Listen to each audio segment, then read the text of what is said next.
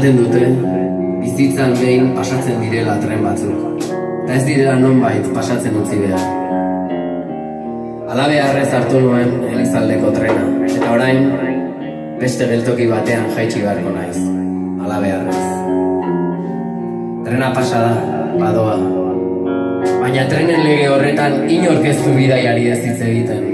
Eta azken finean, hoiek izan behar dira bidaiaren protagonista. Bidea bada ikaskuntza, bidaiariak dira irakasle honenak, eta nik asko ikasi dut bidai motz honetan.